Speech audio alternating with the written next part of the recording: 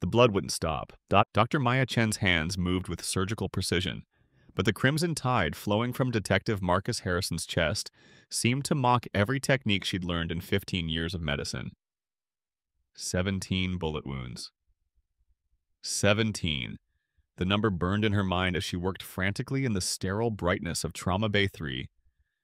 Blood pressure dropping to 70/40, called out Nurse Patricia, her voice tight with controlled urgency. More ONEG now, Maya commanded, not looking up from the gaping wound near Harrison's heart. Through the observation window, she could see Hospital Administrator Gerald Moss pacing, his phone pressed to his ear, probably calling lawyers instead of surgeons. Maya's resident, Dr. Kim Park, hesitated with the surgical clamp. Dr. Chen, his insurance still hasn't cleared. Administration says, I don't care what administration says. Maya's voice cut through the beeping monitors like a blade. We're not letting this man die because of paperwork. The trauma bay fell silent, except for the mechanical whoosh of the ventilator keeping Detective Harrison alive. In that moment, Maya Chen made the choice that would cost her everything and change her life forever. But this story doesn't begin with blood and bullets. It begins 12 hours earlier with a different kind of healing. The rain hammered against the windows of Metropolitan General Hospital like bullets against glass, though Dr. Maya Chen wouldn't make that comparison until much later. Tuesday evening, 7:30 p.m., and she was finishing what should have been a routine 14-hour shift in the emergency department. Maya pressed her stethoscope against the chest of her last patient, Jimmy Morales, a construction worker whose hand had been crushed when a crane cable snapped. 4 hours of microsurgery had saved not just his hand, but his livelihood. Jimmy was a single father of 3. Those fingers meant everything. How's it feeling, Jimmy? Maya asked, her voice gentle despite her exhaustion. Jimmy flexed his bandaged fingers experimentally. Like I got hit by a truck, Doc, but I can move them. I can actually move them. Tears welled in his eyes.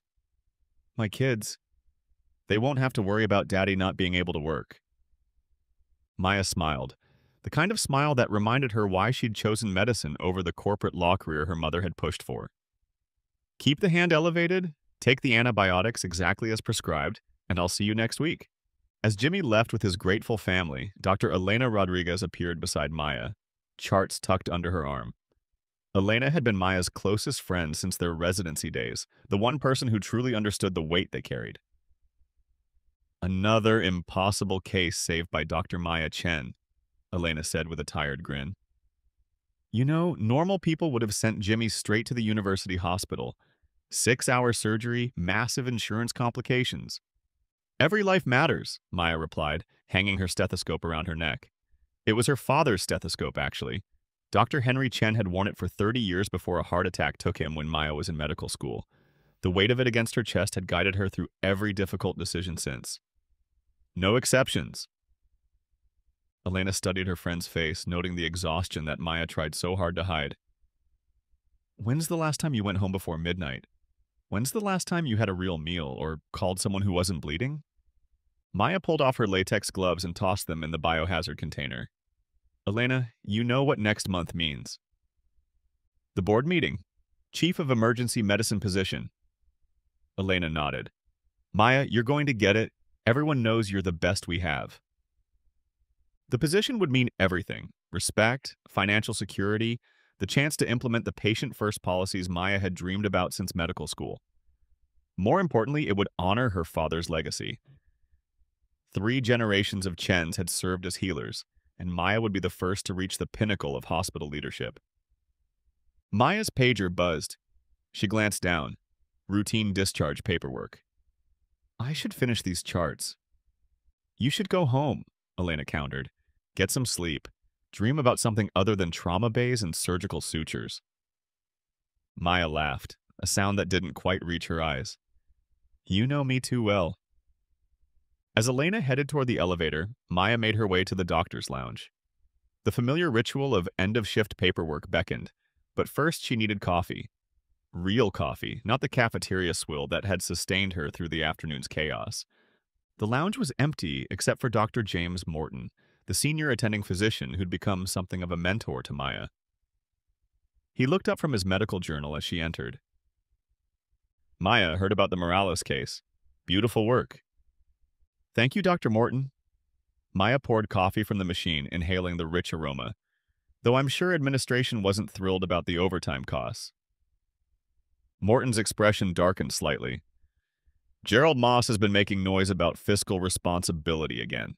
Claims we're taking on too many uninsured cases. Gerald Moss, the hospital administrator who viewed patients as line items on a budget sheet. Maya had clashed with him before over treatment decisions, but she'd always found ways to work within the system, usually. Patients don't check their insurance cards before getting injured, Maya said. No, they don't.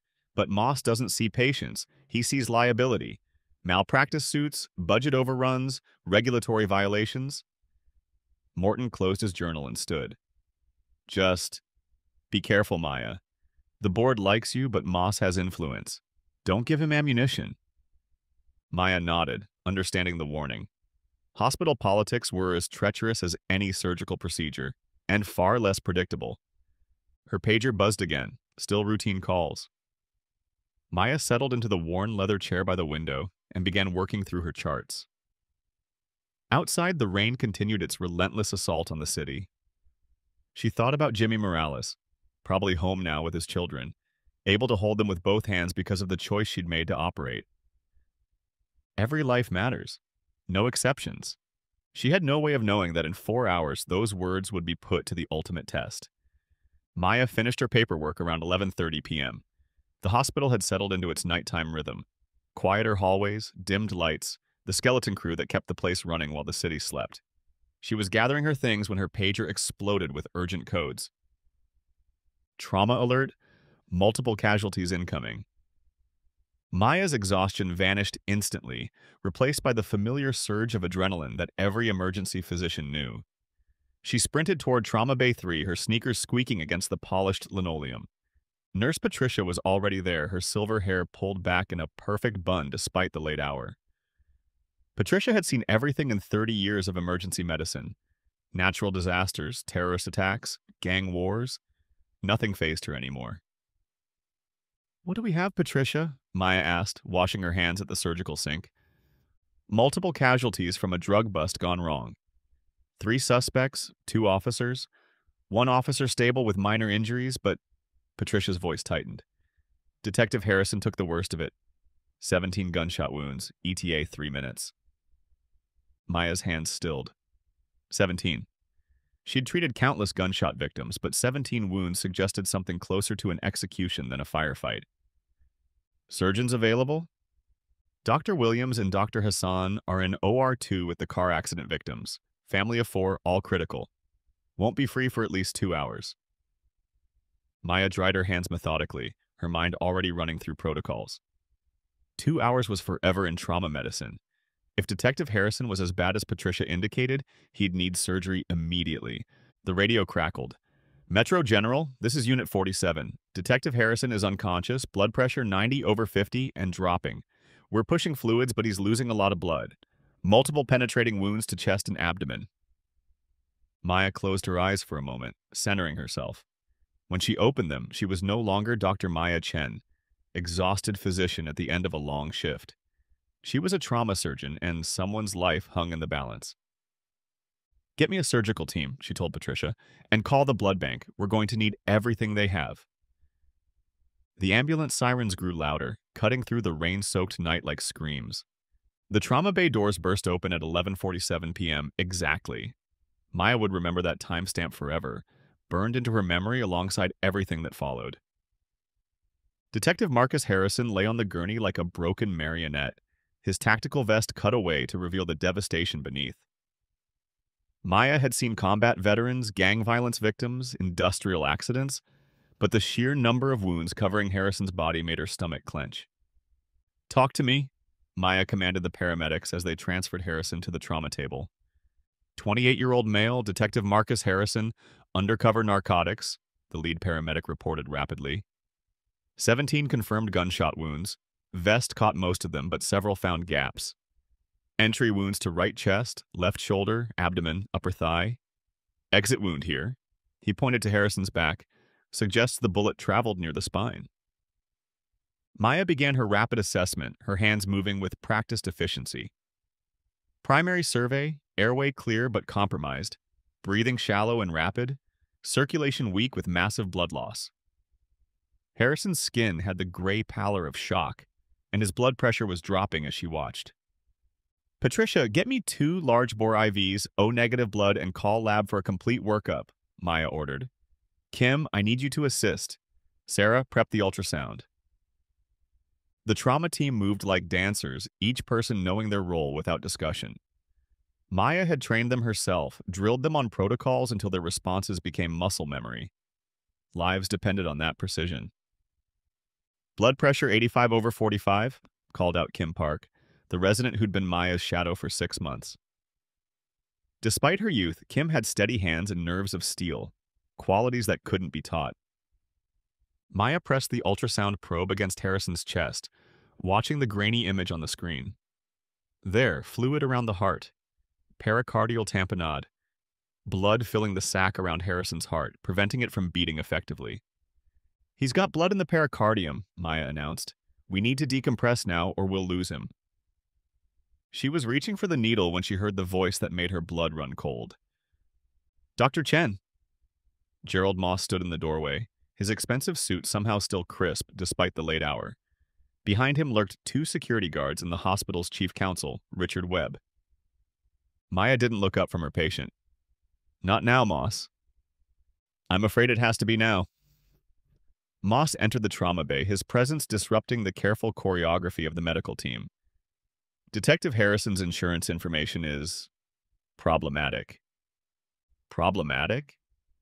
Maya's hands never stopped moving, drawing the needle into the syringe for the pericardiocentesis. He's a police officer. Undercover narcotics officers operate under special protocols, Webb interjected, consulting his tablet. His insurance coverage during undercover operations is unclear. The department's lawyers are reviewing liability issues. Maya stared at them in disbelief. You're worried about paperwork while this man dies? I'm worried about the hospital's exposure, Moss replied coolly. Treating a patient without verified coverage, especially one requiring extensive surgery, could cost us millions in uncompensated care, not to mention the liability if something goes wrong. Blood pressure 80/40, Kim announced, her voice tight with stress. Maya looked at the monitors, then at Harrison's gray face. His lips were turning blue, cyanosis from lack of oxygen. The man was dying while they debated insurance forms. The protocol is clear, Moss continued. Stabilize and transfer to the county hospital. They're equipped to handle charity cases. Transfer will take 45 minutes, Maya said through gritted teeth. He won't survive the trip. That's not our problem. The words hung in the air like poison gas. Maya felt something snap inside her chest, a sound like her father's voice whispering the Hippocratic oath. First, do no harm. The trauma bay doors opened again, and a young woman in a police uniform rushed in. Officer Kim Santos, Harrison's partner, her face streaked with tears and blood from her own minor injuries. Please, Santos begged, grabbing Maya's arm. You have to save him. Marcus has 2 kids, Emma's only 4, and little Jake just started walking. They can't lose their daddy. Maya looked down at Detective Harrison. Even unconscious, his face held a kind of strength. The face of a man who'd dedicated his life to protecting others. A man who'd taken 17 bullets while trying to keep drugs off the streets where children played. The monitors showed his blood pressure continuing to drop. 75/35. Time was running out. Dr. Chen, Moss said sharply. Step away from the patient. We're calling the county hospital now. Maya's hand tightened around the needle. She thought about her father, who'd worked in this same emergency department 40 years ago. Henry Chen had never walked away from a patient, never let politics override medicine. She thought about Jimmy Morales going home to his children with his hand intact because she'd chosen to operate. Every life matters, no exceptions. Maya looked up at Gerald Moss, her voice deadly calm. Get out of my trauma bay. Excuse me? You heard me. Get out. All of you. Maya's gaze swept across Moss, Webb, and the security guards. This is a sterile medical environment and you're contaminating it. Dr. Chen, I'm ordering you to... You're ordering me? Maya's voice rose above the beeping monitors. I don't take orders from accountants. I take orders from the Hippocratic Oath, and that oath says I save lives. Officer Santos squeezed Maya's arm tighter. Please, doctor. He's a good man. Maya looked down at Harrison again. His breathing was becoming more labored, his skin taking on the waxy appearance that preceded death. In her peripheral vision, she could see Moss gesturing angrily at the security guards. This was the moment, the choice that would define everything. Maya straightened up, the needle still in her hand. Patricia, clear the trauma bay of all non-medical personnel. Dr. Chen, you are in direct violation of hospital policy, Moss sputtered. If you proceed with unauthorized treatment, you will be terminated immediately. Maya looked at him for a long moment, then at Detective Harrison, then at Officer Santos's tear-streaked face. She thought about the chief of emergency medicine position, the financial security, the professional respect she'd worked 15 years to achieve. Then she thought about 2 children losing their father. Then fire me, Maya said quietly. Patricia, prep the surgical suite. We're operating now. The trauma bay exploded into controlled chaos as Maya's team responded to her decision. Patricia immediately began barking orders to the nursing staff while Kim Park drew up medications, with steady hands despite the administrative storm swirling around them. Dr. Chen, you are making a catastrophic mistake, Gerald Moss said, his voice tight with fury. The hospital cannot and will not be liable for... Patricia, Maya interrupted, not taking her eyes off Detective Harrison's monitors. Please escort Mr. Moss and his associates out of my sterile field. Call security if necessary. Patricia, all 5 feet 2 inches of her, stepped directly in front of Moss with the authority that came from 3 decades of protecting patients. Sir, I need you to step back behind the red line. Hospital policy clearly states that non-medical personnel cannot interfere with active patient care. Moss's face flushed red.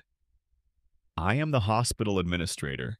This hospital's policies don't supersede state medical licensing laws, Maya finished coolly, inserting the needle into Harrison's chest with practiced precision, which give me, as the attending physician, final authority over patient care decisions.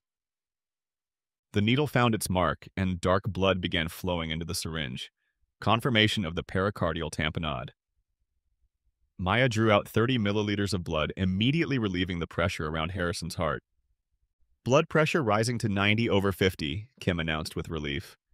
But Maya knew this was just buying time. The bleeding hadn't stopped, and there were 16 other bullet wounds to address. Harrison needed surgery, and he needed it now. Officer Santos pressed herself against the wall, trying to stay out of the way while keeping Harrison in sight. Is he going to be okay? Maya met her eyes briefly.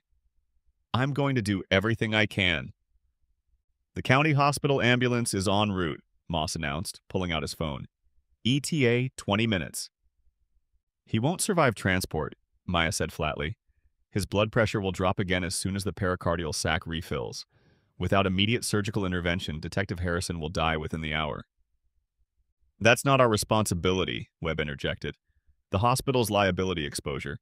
Shut up, Officer Santos snapped, her grief transforming into fury.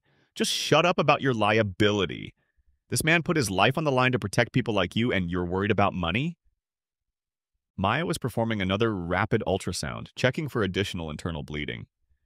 There, free fluid in the abdomen. At least one of the bullets had damaged internal organs, probably the liver or spleen. Patricia, get me surgical consent forms, Maya ordered. Dr. Chen, Moss said sharply, I forbid you to, You forbid me? Maya whirled around, and for the first time Moss took a step back. There was something in Maya's eyes that hadn't been there before, a cold fire that burned through bureaucratic intimidation like acid through paper. Let me explain something to you, Mr. Moss, Maya said, her voice carrying across the trauma bay like a surgical blade. I am a licensed physician. Detective Harrison is dying. The Hippocratic Oath that I swore 15 years ago doesn't have an insurance clause. It doesn't have a liability waiver. It says, first, do no harm, and walking away from this man would be the greatest harm I could possibly do. She turned to face the trauma team, all of whom were watching the confrontation with wide eyes. Anyone who doesn't want to participate in this surgery can leave now. I won't hold it against you, but I'm operating on Detective Harrison with or without hospital approval. The silence stretched for 5 seconds. Then Kim Park stepped forward. I'm in, Dr. Chen. Patricia nodded firmly. 30 years I've been nursing, and I've never walked away from a patient who needed help. Tara, the ultrasound technician, raised her hand slightly. My brother's a cop. I'm staying. One by one, the entire trauma team committed to the surgery. Maya felt a surge of pride in these people who were willing to risk their careers for a stranger. Moss was practically vibrating with rage. This is insanity. All of you will be terminated. The lawsuits alone will be my responsibility, Maya said. I'm the attending physician. Whatever happens, it's on me. She turned back to Harrison, whose color was improving slightly since the pericardiocentesis. But his breathing was still shallow, and the monitors showed the subtle signs of ongoing blood loss. Kim, call the blood bank and tell them we need at least 12 units of O-negative type and cross-matched if possible. Sarah, prep the portable X-ray machine. I need to see exactly where these bullets are before we open him up. Officer Santos approached tentatively. Doctor, I need to ask, what are his chances? Maya looked at the young officer, probably not much older than Harrison himself. Santos had the lean build and alert eyes of someone who'd learned to watch for danger, but right now she just looked terrified. Honestly, with 17 gunshot wounds, massive blood loss, and probable organ damage? Maya paused, weighing her words carefully. In a textbook, I'd say maybe 20%. But Detective Harrison isn't a textbook. He's young, healthy, and he's got something to fight for. Santos nodded, tears streaming down her face again. His kids. Emma keeps asking when Daddy's coming home from work. How do I tell a 4-year-old that... You don't, Maya said firmly. Because we're going to save him. The X-ray machine arrived, and Maya quickly took images of Harrison's chest and abdomen. The films showed the bullets' locations. Some had passed cleanly through soft tissue, but others were lodged near vital organs. One bullet appeared to be resting against the inferior vena cava, the large vein that returned blood to the heart. Patricia, we need OR4 prepped for emergency surgery. Full trauma protocol. Dr. Chen, Moss said, making one last attempt. I'm begging you to reconsider. Your career, your reputation, everything you've worked for. Mr. Moss, Maya interrupted, pulling off her gloves and reaching for surgical scrubs. If saving a police officer's life costs me my career, then I was in the wrong career to begin with. She looked around the trauma bay one more time, at her team preparing for the most difficult surgery of their careers, at Officer Santos holding back tears, at Detective Harrison fighting for his life on the table. Let's save a life, Maya said. And with that, she walked toward the OR, knowing she was walking away from everything she'd ever worked for, and toward the only choice she could live with. 12:03 a.m. Or 4. The surgical suite hummed with quiet intensity as Maya completed her scrub. Through the observation window, she could see Detective Harrison being transferred to the operating table, his body looking small and vulnerable under the harsh surgical lights. Kim Park appeared beside her at the scrub sink, her young face set with determination. 17 bullets, Dr. Chen. I've never seen anything like it. Neither have I, Maya admitted, drying her hands with sterile towels. But we've trained for this. Multiple trauma, major blood loss, complex reconstruction. The only difference is the number of wounds. In truth, Maya had never attempted anything this ambitious. 17 separate bullet tracks meant 17 potential sources of bleeding, 17 chances for something to go catastrophically wrong. But she'd learned long ago that doubt was a luxury trauma surgeons couldn't afford. Patricia's voice came through the intercom. Patient is prepped and draped. Anesthesia ready when you are, Durchen. Maya entered the OR, her team falling into position around the table. Dr. Robert Kim, the anesthesiologist, looked up from his monitors with concern. Vitals are stable for now, but he's had massive blood loss. We've replaced 4 units already. Maya approached the table, looking down at Detective Harrison's exposed torso. The surgical field had been cleaned and sterilized, but the extent of the damage was still shocking. Entry wounds dotted his chest and abdomen like horrible constellations. Kim, I want you on my right. Patricia, you're on circulation and blood loss monitoring. Sarah will need X-ray guidance for the deeper bullets. Maya's voice was calm, professional. This was her element, the place where all her training crystallized into life-saving action. Scalpel. 12:07 a.m. The first incision revealed the chaos beneath Harrison's skin. The bullet that had struck near his heart had damaged the pericardium and nicked the right atrium, causing the tamponade Maya had relieved earlier, but that was just the beginning. Significant bleeding from the liver, Kim observed, her hands already moving to apply pressure. Maya worked methodically, her fingers exploring the bullet's path through Harrison's body. The round had entered below the sternum, traveled upward through the liver, and embedded itself in the muscle tissue near the spine. Clamp. More suction. Maya's voice remained steady, but internally she was calculating blood loss, surgical time, the dozens of variables that could tip this case from miraculous save to tragic loss. The bullet came out cleanly, a small piece of deformed metal that had nearly killed a man.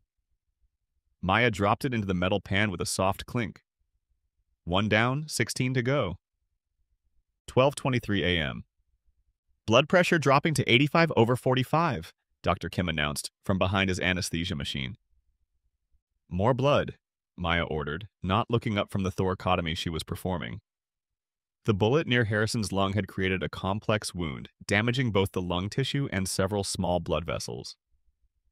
Kim Park's hands moved in perfect synchronization with Maya's, anticipating each need before it was voiced. The young resident had natural surgical instincts that couldn't be taught, only refined. There, Maya said, successfully removing the bullet from Harrison's chest cavity. Patricia, how's our blood supply? Down to 6 units of O negative. Blood bank says they're processing more, but it'll be 20 minutes. Maya felt the first flutter of real concern. 6 units might not be enough, especially if they encountered more complex bleeding. But turning back wasn't an option. 12:41 a.m. The bullet lodged against the inferior vena cava was the most dangerous yet. Maya could see it clearly on the X-ray monitor, a small dark shadow resting against the body's main venous return. One wrong move could tear the vessel and cause catastrophic bleeding. Kim, I need you to have your finger ready to compress the IVC if I nick it, Maya instructed. Patricia, have 4 units of blood ready to push. Maya's hands moved with microscopic precision, carefully dissecting the tissue around the bullet. The metal had deformed on impact, creating irregular edges that had to be navigated carefully. Almost there. The bullet came free cleanly, and Maya exhaled slowly. No bleeding from the vena cava, no additional damage. Another small victory in what was becoming an epic battle. 12:52 a.m. Then the monitors erupted in alarm. VFib! Dr. Kim shouted as Harrison's heart rhythm disintegrated into chaotic electrical activity. Maya looked up at the monitor, her blood turning to ice. Ventricular fibrillation. The heart's electrical system had failed, causing the muscle to quiver uselessly instead of pumping blood. Charge the paddles, Maya ordered, stepping back from the table.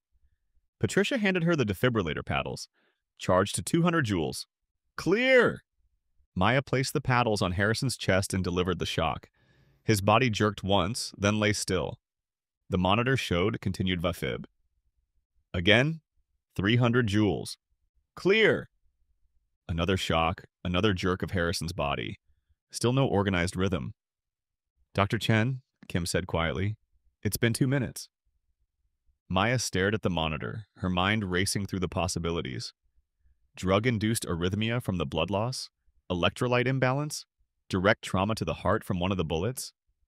Epinephrine 1 milligram, Maya ordered. And give me the paddles again. Officer Santos's words echoed in her mind. He's got 2 kids. Emma's only 4, and little Jake just started walking. Come on, detective, Maya whispered. Your kids need you. Charged to 360 joules. Maya positioned the paddles carefully. Clear! The shock seemed stronger this time, lifting Harrison's chest higher off the table. The monitor flickered, and suddenly showed a normal sinus rhythm. We've got him back! Dr. Kim announced with relief. Blood pressure 95 over 55. Maya felt her knees go weak for a moment, but forced herself to remain focused. They weren't finished yet. 1:15 a.m. The final bullet was the most technically challenging, lodged deep in Harrison's abdomen, near the junction of several major blood vessels. Maya had to work by feel as much as sight, her fingers navigating the complex anatomy by touch. I can see it on the scope, Sarah reported from the X-ray machine. About 2 centimeters to your left, Dr. Chen. Maya adjusted her approach, feeling the bullet's irregular surface with the tip of her forceps. Slowly, carefully, she worked it free from the surrounding tissue. Got it, she said as the final bullet came out cleanly. The metal pan now held 17 bullets, 17 chances for Detective Harrison to die, 17 small victories for the surgical team. 1:43 a.m. Maya began the long process of closing Harrison's multiple incisions, checking each repair for bleeding or weakness. Her hands were steady despite the exhaustion creeping through her body. Vitals are stable, Dr. Kim reported. Blood pressure 110 over 65, heart rate 88, oxygen saturation 98%. Patricia, what's our blood count? We used 14 units total. His hemoglobin is low but acceptable. Maya tied off the final suture on Harrison's chest incision. The surgical field was clean, all bleeding controlled, all vital signs stable. He's going to live, Maya said quietly. The OR erupted in quiet celebration. Nothing dramatic, just the relief of medical professionals who had just accomplished something extraordinary. Kim Park was grinning behind her surgical mask. 17 bullets, Dr. Chen. 17. And he's going to make a full recovery. Maya looked down at Detective Harrison's peaceful face. The color had returned to his skin, his breathing was strong and regular. In a few hours, he would wake up and eventually go home to his children. As the team prepared to transfer Harrison to the ICU, Maya felt the adrenaline finally beginning to fade. Only then did she remember Gerald Moss, the insurance complications, the threats of termination. She had saved Detective Harrison's life. Now she had to face the consequences. 2:15 a.m., ICU. Detective Harrison looked different in the recovery room. The gray pallor of shock had been replaced by the healthy pink of restored circulation, and the monitors showed strong, steady vital signs. Maya stood beside his bed, watching the gentle rise and fall of his chest, a rhythm that might have stopped forever if she hadn't made her choice. Officer Santos sat in the bedside chair, her hand gently holding Harrison's. The young officer had been crying on and off for the past hour, but now she just looked exhausted and grateful. The doctor says he's going to be fine, Santos said softly. Full recovery expected. Marcus is tough, always has been. Maya checked Harrison's drainage tubes and surgical dressings.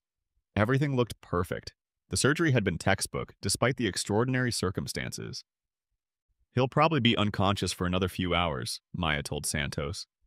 When he wakes up, he'll be groggy and in some pain, but that's normal. The important thing is that all his vital organs are intact. Santos nodded, then looked up at Maya with tears in her eyes. Doctor, I don't know how to thank you. What you did, what you risked.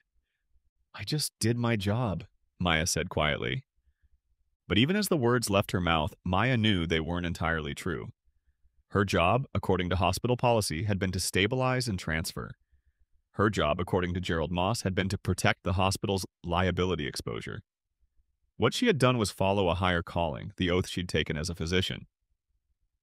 The ICU doors opened, and Dr. Elena Rodriguez appeared, her face a mixture of admiration and concern. Maya, Elena said, approaching the bed, I heard about the surgery.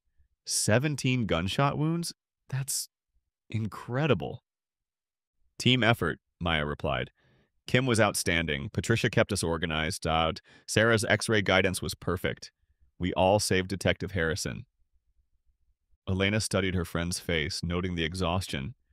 And something else, a kind of peaceful resignation. Maya, you know there are going to be consequences, right? Moss is furious. He's been on the phone with the board of directors for the past hour. Maya nodded. She'd known this moment would come from the second she'd made her decision in the trauma bay. I know. The hospital's insurance company is already involved, and the state medical board. Elena, Maya interrupted gently. I knew the risks when I made the choice. I made it anyway. Officer Santos looked between the two doctors, confusion evident on her face. What consequences? Dr. Chen saved Marcus's life. Shouldn't she be getting a medal or something? Elena and Maya exchanged glances. How do you explain hospital politics to someone whose partner had just been saved from death? Before either could answer, the ICU doors opened again. This time it was Gerald Moss, accompanied by hospital security and the night shift supervisor. Dr. Chen, Moss said, his voice tight with controlled anger. I need you to come with me. Maya looked down at Detective Harrison one more time, then at Officer Santos. Take care of him, and tell him when he wakes up that his kids are going to see their daddy again. 2:45 a.m. Hospital Administration Office. The administrative conference room felt cold and sterile after the warm chaos of the operating room. Maya sat across from Gerald Moss, Chief Counsel Richard Webb, and Dr. Margaret Foster, the hospital's chief medical officer. Dr. Chen, Dr. Foster began, while we all admire your dedication to patient care, what happened tonight was a serious violation of hospital protocol. Maya remained silent, waiting.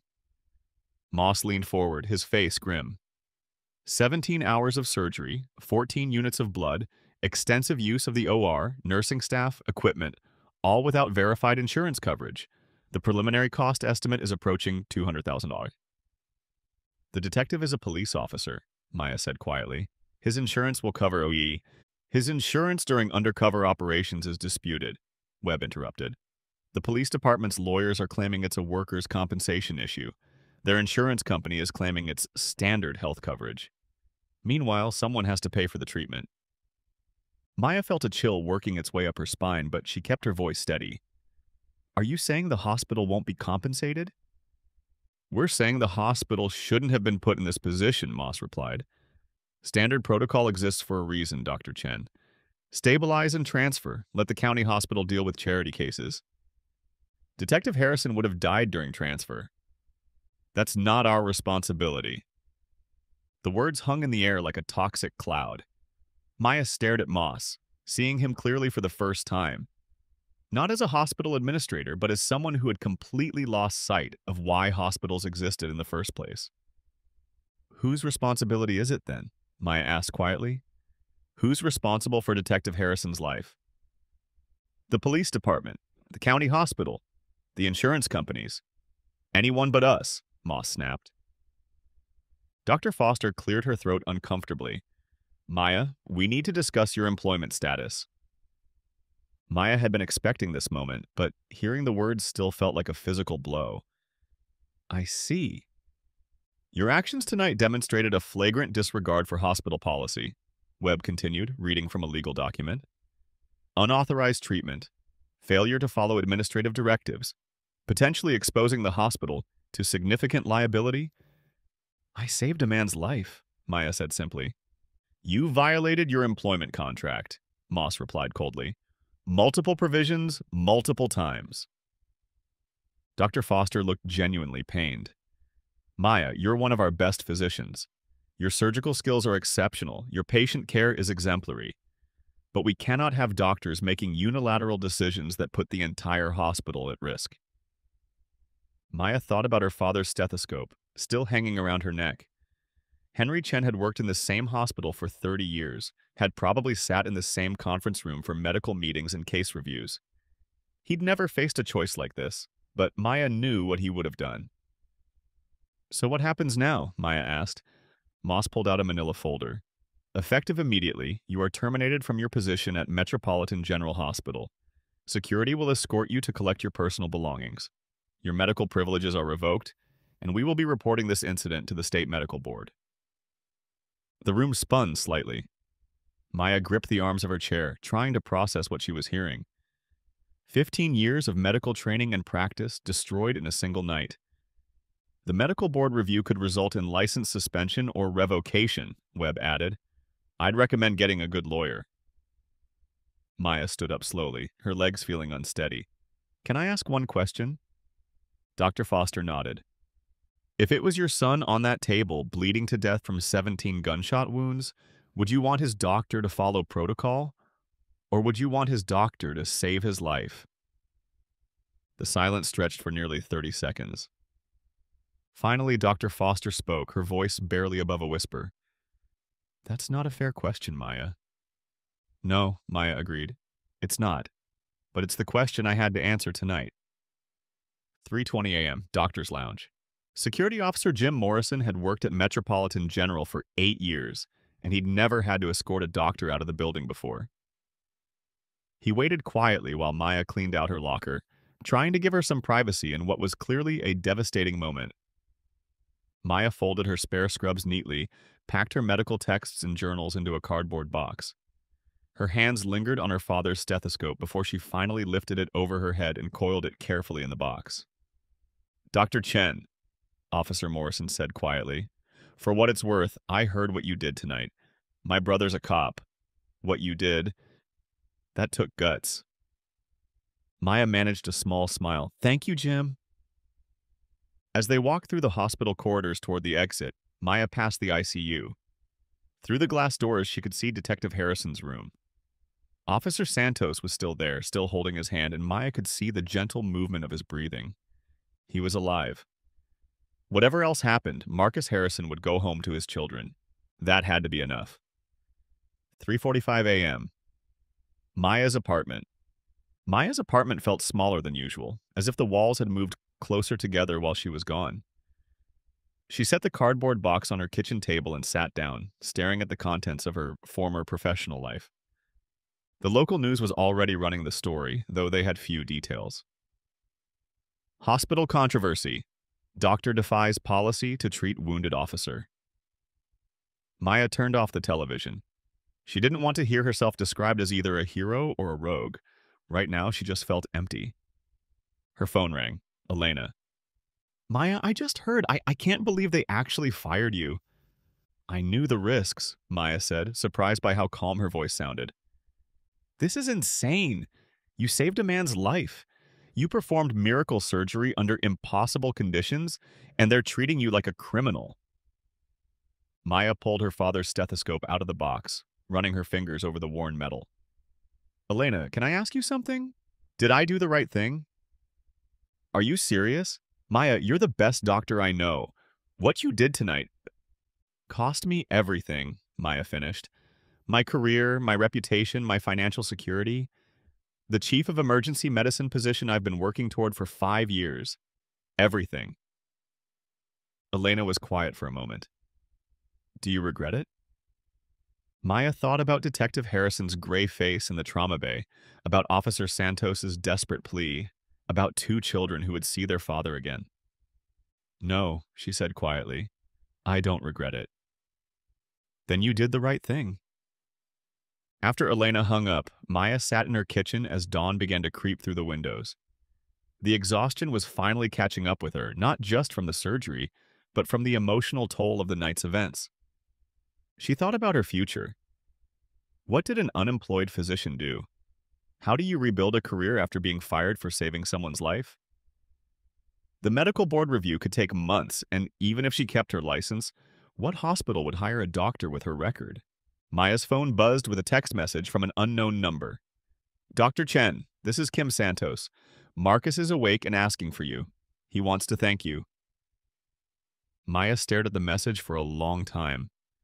She couldn't go back to the hospital. Her access had been revoked. But knowing that Detective Harrison was conscious that he was going to recover fully made everything else seem manageable somehow. She texted back, "Tell him I said hello and that I'm glad he's okay. Take care of yourself, Officer Santos." Maya put her phone down and looked around her apartment. Tomorrow, she would have to start figuring out how to rebuild her life. She would have to find a lawyer, deal with the medical board, face the media attention. But right now, Marcus Harrison was alive. His children would not grow up without a father. 2 kids named Emma and Jake would never know how close they came to losing everything, because a group of medical professionals had chosen to follow their oath instead of their employment contracts. Maya picked up her father's stethoscope and held it close to her chest. She could almost hear his voice. Sometimes, Maya, doing the right thing costs more than we want to pay, but the cost of not doing it is always higher. She had lost everything she thought she wanted, but she had kept something more important. She had kept her soul. Thursday morning, 48 hours later, Maya woke to the sound of car doors slamming outside her apartment. Through her bedroom window, she could see 3 news vans parked on the street. Their satellite dishes extended like mechanical flowers, reaching toward the sky. Her phone had been ringing almost constantly since the story broke. Reporters, medical colleagues, complete strangers who'd seen the news coverage. Maya had stopped answering after the first dozen calls. The headlines were brutal. Rogue doctor defies hospital policy, and physician fired for unauthorized surgery. The stories focused more on the controversy than on the fact that a man's life had been saved. Maya made coffee and sat at her kitchen table, trying to ignore the growing crowd of journalists outside. Her laptop showed 17 missed calls from reporters, 43 emails, and a friend request on social media from someone claiming to be a documentary filmmaker. A knock at her door made her jump. Maya peered through the peephole and saw a young woman with a press badge and a microphone. "Dr. Chen, I'm Sarah Martinez from Channel 7 News. Could we talk about what happened Tuesday night?" Maya didn't answer. She closed the blinds and retreated to her bedroom, where the sound of voices was muffled by the walls. Her phone rang again. This time it was a number she recognized. Her mother. "Maya?" Dr. Linda Chen's voice was tight with controlled emotion. "I've been watching the news." Maya's mother was a successful cardiologist in San Francisco, part of the medical dynasty that Maya had been expected to continue. Linda Chen had never quite approved of Maya's choice to work in emergency medicine. Too chaotic, too unpredictable, too many uncontrollable variables. "Hi, Mom." "Maya, what were you thinking? Throwing away your career for some stranger?" The words stung more than Maya had expected. That stranger was a police officer with 2 children. That stranger was not your responsibility. You had protocols to follow, administrators to answer to. Your father would never have— "Dad would have done exactly what I did," Maya interrupted, her voice sharp. Silence on the other end of the line. "Your father," Linda continued more quietly, "was also an idealist. Look where it got him, working himself to death in a public hospital instead of building a proper practice." Maya closed her eyes. Her parents' marriage had been strained by Henry Chen's dedication to his patients, his refusal to prioritize profit over people. Linda had wanted him to leave emergency medicine, to join her in private practice where the money was better and the hours more predictable. "Mom, I saved a man's life." "And destroyed your own career in the process. Maya, do you understand what this means? No hospital will hire you. The medical board could revoke your license. 15 years of education and training, Gia." Maya did understand. Better than her mother realized. Friday afternoon, the lawyer's office smelled like leather and disappointment. David Rosen, Escrine, was a specialist in medical malpractice defense, recommended by Elena. He'd been reviewing Maya's case for 2 days. "Dr. Chen, I'll be honest with you," Rosen said, closing the thick file folder. "This is a complicated situation." Maya sat across from his desk, trying to read his expression. "How complicated?" "The hospital has a strong case for termination. You did violate policy multiple times despite direct orders from administration. From an employment law perspective, they were within their rights." Maya felt her stomach drop. What about the medical board review? That's where things get interesting. The state medical board has to consider not just hospital policy, but medical ethics. The question becomes, did you violate the standard of care by operating without insurance verification? Or did you uphold the standard of care by saving a life? Rosen leaned back in his chair. "I've reviewed similar cases. Sometimes doctors who break hospital rules to save patients are censured but keep their licenses. Sometimes they don't." "What are my chances?" "Honestly, 50-50. Maybe less, depending on who's on the review board and how much pressure the hospital brings to bear." Maya stared out the window at the city below. Somewhere out there, Detective Harrison was recovering in the ICU, probably planning to go home to his children soon. That had to count for something. There is one thing working in your favor, Rosen continued. Public opinion. I've been monitoring the news coverage and social media. The story is getting national attention, and a lot of people are calling you a hero. Maya laughed bitterly. Heroes don't usually lose their jobs. No, but heroes sometimes get them back. Saturday evening. Maya's apartment felt like a prison. She'd been hiding from the media for 4 days, living on takeout food and growing increasingly isolated from the world outside. Elena had visited twice, but most of Maya's colleagues were keeping their distance, guilt by association in a profession where reputation mattered everything. Her laptop showed the latest news coverage. The story had indeed gone national, and the comment sections were brutal battlegrounds between people who thought Maya was a hero and others who believed she was a reckless rule breaker. One comment particularly stung.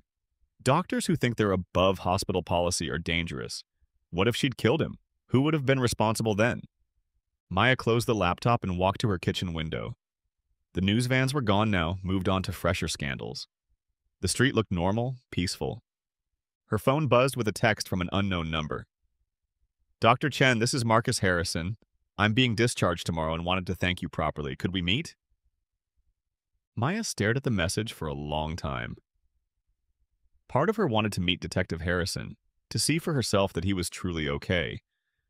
But another part of her was afraid. Afraid that seeing him would make her question whether the cost had been worth it. She typed back, I'm glad you're recovering well. That's all the thanks I need. Harrison responded immediately. Please, I have something important to tell you. Maya set the phone down without responding. She wasn't ready to face the man whose life had cost her everything she'd worked for. Not yet. That night, Maya lay in bed staring at the ceiling, listening to the city's nighttime symphony of sirens and traffic. Somewhere out there, emergency physicians were making life-and-death decisions, following protocols, saving lives within the boundaries of hospital policy. Maya wondered if any of them would have made the same choice she did. She wondered if she would make the same choice again, knowing what she knew now. The honest answer frightened her. Because despite everything, the job loss, the destroyed reputation, the uncertain future, she knew she would do it again. She would choose Detective Harrison's life over her career every single time. Maybe that made her a good doctor, or maybe it made her unemployable. She was still trying to decide when she finally fell asleep. Sunday evening. Detective Marcus Harrison sat in his hospital bed, frustrated by the tubes and wires that still connected him to various monitoring devices. The doctor said he could go home tomorrow, but tonight he had something important to do. Santos, he said to his partner, who was helping him review the incident reports. I need you to make some phone calls. Officer Kim Santos looked up from the paperwork. Marcus, you should be resting. The paperwork can wait. Not the paperwork. I need you to call everyone. Every officer in the department, every cop you know from other precincts. I want to tell them about Dr. Chen. Santos set down her pen. Marcus, what are you thinking? Harrison shifted painfully in the bed, wincing as the movement pulled at his surgical incisions. Kim, do you know what 17 bullet wounds means? It means whoever shot me wanted me dead. Really dead. They didn't just want to stop me, they wanted to execute me. Santos nodded grimly. The drug bust had gone wrong when their cover was blown. Harrison had taken the worst of it while providing cover for Santos and the backup units to get to safety. That doctor, Dr. Chen, she didn't just save my life. She brought me back from the dead, and then she lost her job because of it. Harrison's voice grew stronger. I'm not okay with that. What do you want to do? Harrison reached for his phone, scrolling through his contacts. I want to call every cop in this city and tell them what happened. I want them to know that Dr. Maya Chen risked everything to save one of us. Santos smiled. Marcus, you know cops. Once word gets around that a doctor lost her job saving an officer's life. Exactly. We take care of our own. And Dr. Chen, whether she knows it or not, is one of us now. Harrison made his first call to Sergeant Mike Rodriguez, his former training officer. Mike, it's Harrison. Yeah, I'm okay, but I need to tell you something. Monday morning, 6:15 a.m., the phone in the police station's main office had been ringing all night. Word of Dr. Chen's story had spread through the department like wildfire, then jumped to neighboring precincts, then to cops throughout the state. Commissioner Patricia Wells arrived at headquarters to find her desk covered with messages from officers wanting to know how they could help the doctor who'd saved Detective Harrison's life. "Commissioner," said Captain Frank Morrison, her chief of staff, "we've got a situation developing." "What kind of situation?" Morrison handed her a stack of phone messages. 47 calls from officers asking about Dr. Chen, 12 from other departments offering support, 6 from police unions wanting to get involved. Commissioner Wells reviewed the messages, her expression thoughtful. Patricia Wells had been a cop for 30 years before taking the top job, and she understood the unwritten code that bound law enforcement together. When someone risked everything to save an officer's life, that debt could never be repaid, but it had to be acknowledged. "What are you thinking, Frank?" "I'm thinking we don't forget people who put their necks on the line for us," Morrison replied. "And I'm thinking Dr. Chen deserves better than getting fired for saving Marcus Harrison's life." Wells nodded slowly. "Get me Detective Harrison on the phone, and start making some calls. I want to know what our options are." Monday morning, 7:30 a.m. Maya woke to the sound of someone knocking persistently at her door. She'd learned to ignore reporters, but this knock had a different quality, more authoritative, less desperate. She peered through the peephole and saw a woman in a police uniform. Alone, no cameras or microphones visible. Maya opened the door cautiously, leaving the chain lock engaged. "Yakwa Maya. Dr. Chen? I'm Officer Jennifer Walsh. Could I speak with you for a moment?" "If this is about Detective Harrison, I already told Officer Santos." "Ma'am, this isn't about Detective Harrison specifically. This is about what you did for Detective Harrison, and what the department wants to do for you." Maya studied the officer's face. Walsh was young, probably early 30s, with the serious demeanor of someone accustomed to handling important matters. "I don't understand." "Dr. Chen, word about your situation has spread through the police community. What you did, saving Marcus's life, losing your job because of it, that's not sitting well with a lot of people." Maya unlocked the chain and opened the door fully. "I appreciate the sentiment, Officer Walsh, but there's nothing the police department can do. I violated hospital policy. The consequences were inevitable." Walsh smiled slightly. "Ma'am, you might be surprised what a few hundred grateful cops can accomplish when they put their minds to it." Monday afternoon, 1:00 p.m. Commissioner Wells's office was buzzing with activity. Detectives, patrol officers, and administrative staff moved in and out, coordinating what was rapidly becoming the largest spontaneous show of police solidarity in the city's history. Detective Harrison, released from the hospital that morning against medical advice, sat in a wheelchair beside the commissioner's desk, his face pale but determined. "Marcus, you should be home resting," Wells said. "Commissioner, with respect, I should be dead. Dr. Chen made sure I'm not. The least I can do is make sure she knows how much that means to us." Captain Morrison entered with an update. "We've got confirmation from all 3 shifts, all precincts. Total participation, 312 officers, plus we've got volunteer units from County Sheriff, State Police, and Highway Patrol." Wells whistled softly. "Over 400 officers?" "More are still calling in. Words spread to other cities. Phoenix PD called to express support. Same with Dallas, Miami, Seattle." Harrison leaned forward in his wheelchair. "Commissioner, this is bigger than just my case. Dr. Chen represents something important. The idea that some people still put doing the right thing ahead of protecting themselves." Wells nodded. She'd been thinking the same thing all morning. In an era when police-community relations were often strained, here was someone who had sacrificed everything to save an officer's life. That kind of courage and selflessness deserved recognition. "What did you have in mind, Marcus?" Harrison smiled for the first time since the shooting. "I want to show Dr. Chen that heroes don't go unnoticed. Not on our watch." Monday evening, 6:30 to 5 p.m. Maya was attempting to cook dinner when Officer Walsh called.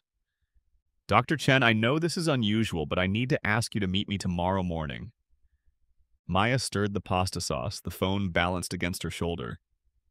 "Officer Walsh, I appreciate what you're trying to do, but Dr. Chen, Detective Harrison specifically asked me to extend this invitation. He wants to thank you properly. And, frankly, after what you did for him, it would mean a lot if you'd agree. Maya thought about Harrison's earlier text, the one she'd been too afraid to answer. Where would this meeting be? Outside Metropolitan General Hospital. Tomorrow morning at 7 a.m. Maya felt her stomach tighten. I can't go back to the hospital. My access has been revoked. You won't be going inside, just outside the main entrance. It'll just take a few minutes. Maya considered. She'd been hiding in her apartment for 5 days, avoiding the world and everyone in it. Maybe it was time to face the man whose life had cost her everything. Okay, she said quietly. I'll be there. Tuesday morning, 6:45 a.m. Maya stood at the corner across from Metropolitan General Hospital, her hands shoved deep in her jacket pockets against the morning chill. The building looked different from this perspective, like a place where she used to work rather than a place where she belonged. Officer Walsh approached from the parking structure, walking with purpose. Dr. Chen, thank you for coming. Where's Detective Harrison? Maya asked, looking around. He'll be here. But first, I wanted to prepare you for something. Maya felt a flutter of anxiety. Prepare me for what? Before Walsh could answer, Maya heard the sound that would be burned into her memory forever. The low rumble of approaching motorcycles, dozens of them growing louder by the second. Officer Walsh, what's happening? Walsh smiled.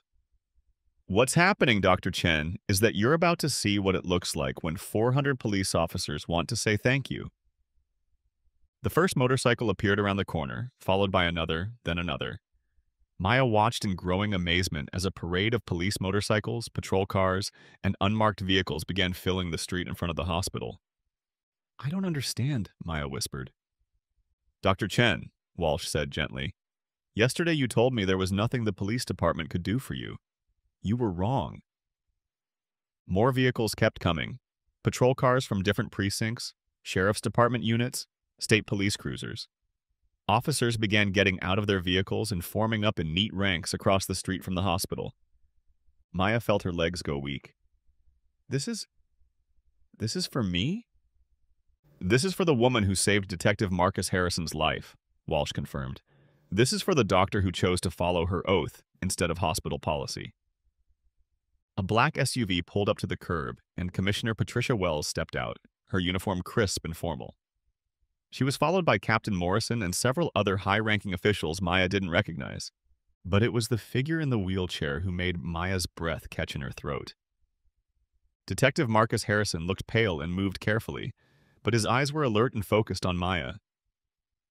Officer Santos was pushing his wheelchair, her face beaming with pride.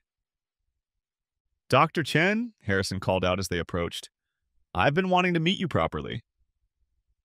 Maya walked toward him on unsteady legs, still trying to process the scene unfolding around her. Detective Harrison, you look good. Harrison laughed, wincing slightly at the movement. I look alive, which is more than I expected last Tuesday night. Commissioner Wells stepped forward. Dr. Chen, I'm Commissioner Patricia Wells. I wanted to thank you personally for what you did for Detective Harrison. Maya looked around at the hundreds of police officers now standing in formation, their vehicles lined up with military precision. Commissioner, I don't know what to say. You don't have to say anything, Wells replied. We're here to say something to you. The commissioner walked to a small platform that Maya hadn't noticed being set up. Someone handed her a microphone and her voice carried clearly through the morning air. Officers, civilians, members of the press, we are gathered here this morning to honor someone who exemplifies the best of human character. Maya realized that a crowd of civilians had gathered on the sidewalks, drawn by the spectacle. Several news crews were setting up cameras, and she could see hospital staff watching from the windows above. Dr. Maya Chen, Wells continued, when Detective Marcus Harrison was brought to this hospital last Tuesday night, dying from 17 gunshot wounds, she faced an impossible choice. Follow hospital policy and let a fellow human being die, or risk everything she had worked for to save a life. Maya felt tears starting to form in her eyes. Dr. Chen chose to save Detective Harrison's life. In doing so, she lost her job, her position, her financial security. But she kept something more important. She kept her honor, her integrity, and her commitment to the oath she took as a physician. Wells's voice grew stronger. Today, the men and women of law enforcement want Dr. Chen to know that heroes don't go unrecognized. Not on our watch. The commissioner turned toward the assembled officers. "Officers, present arms!" The command rang out across the street, and Maya watched in awe as over 400 law enforcement officers raised their hands in a crisp, synchronized salute. The silence was profound. Hundreds of people holding perfectly still, honoring the woman who had risked everything to save one of their own. Maya felt her knees buckle, and Officer Walsh steadied her gently. Tears were streaming down her face now, and she made no attempt to wipe them away. "Order arms," Wells commanded, and the officers lowered their salutes in perfect unison. The commissioner continued her speech. "Dr. Chen, what you did represents the finest traditions of both medicine and public service. You put the welfare of another human being above your own interests, and you paid a price that no one should have to pay for doing the right thing." Wells gestured to Officer Santos, who approached with a small presentation box. "Dr. Chen, it is my honor to present you with an honorary badge from the Metropolitan Police Department. You are hereby designated an honorary member of this department, with all the respect and recognition that entails." Santos opened the box to reveal a police badge inscribed with Honorary Member, Dr. Maya Chen, for service above and beyond. Maya accepted the badge with trembling hands. I don't know what to say." "Say you'll keep doing what you're doing," Detective Harrison called out from his wheelchair. "Say you'll keep saving lives and following your oath, no matter what the bureaucrats tell you." Maya looked out at the sea of faces, police officers, civilians, hospital staff watching from windows. All of them there because she had made an impossible choice and lost everything. Or had she? Standing there, holding an honorary police badge surrounded by hundreds of people who understood the true meaning of service and sacrifice, Maya realized she hadn't lost everything. She had lost a position, a certain kind of security. But she had gained something far more valuable, the knowledge that when it mattered most, she had chosen correctly.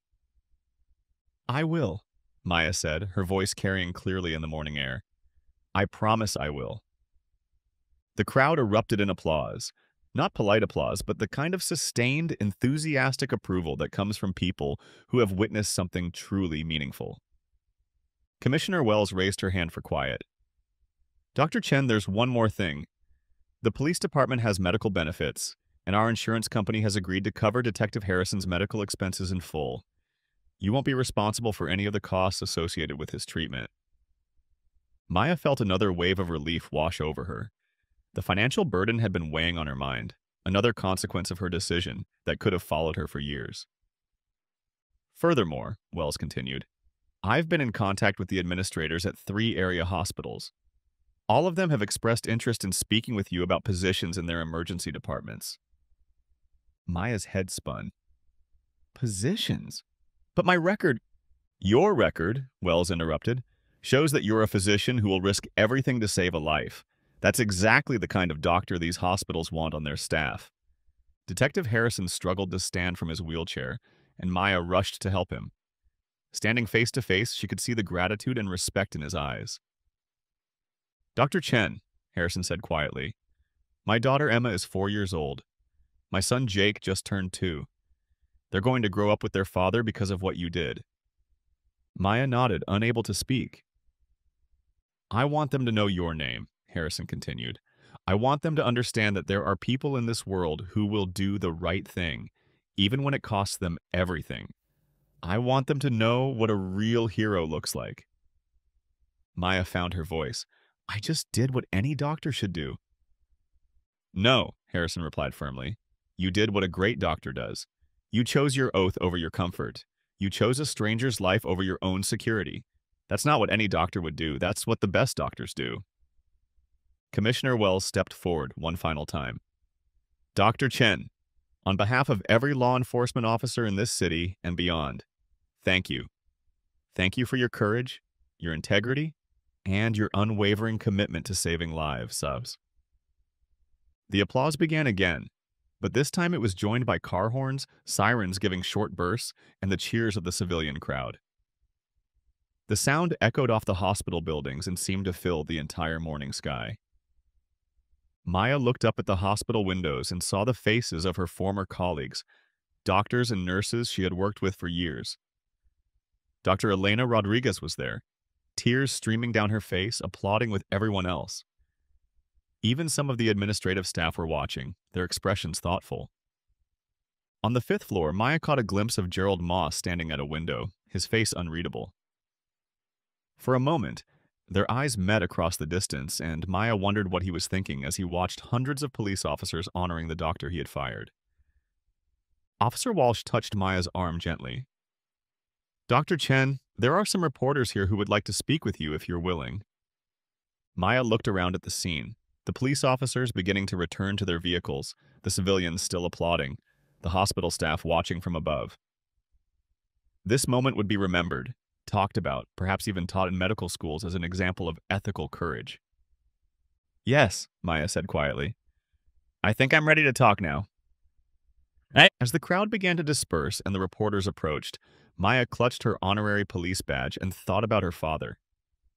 Henry Chen had taught her that medicine was about service, not personal gain. Today she had learned that sometimes the greatest service requires the greatest sacrifice. But she had also learned that no good deed truly goes unrecognized.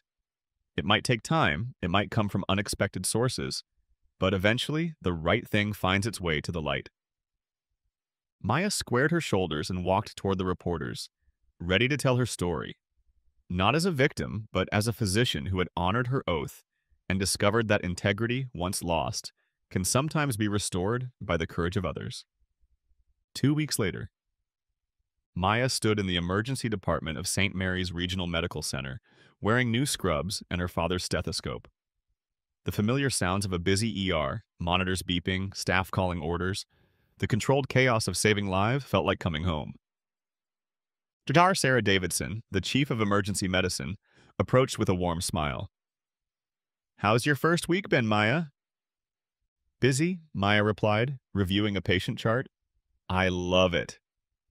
St. Mary's had offered Maya the position of senior attending physician after Commissioner Wells had called personally to recommend her. The hospital's board had been unanimous in their decision. They wanted a physician with Maya's integrity and skills on their staff.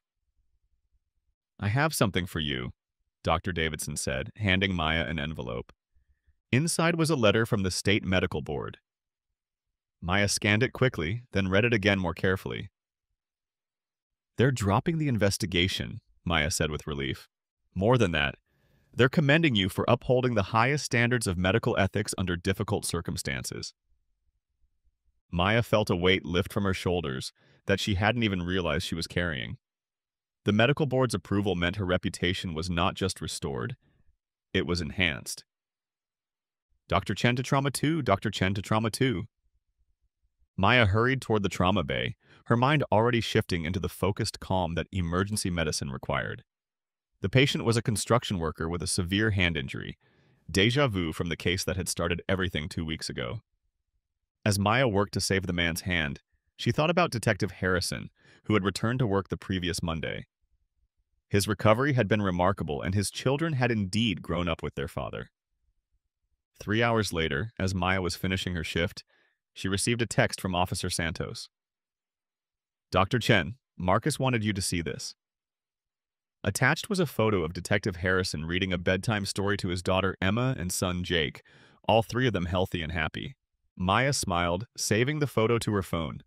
Sometimes the most important victories couldn't be measured in salaries or job titles. Sometimes they could only be measured in lives saved and families kept whole. As she walked toward the hospital exit, Maya passed the trauma bay, where she'd just saved the construction worker's hand. Through the window, she could see him talking animatedly with his wife, flexing his fingers with amazement and gratitude. Every life matters, no exceptions.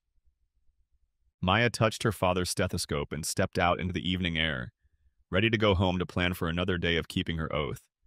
The oath that had cost her everything and given her back something far more valuable than what she'd lost. On her car windshield, she found a note. "Dr. Chen, thank you for showing us what courage looks like. The officers of Metropolitan PD."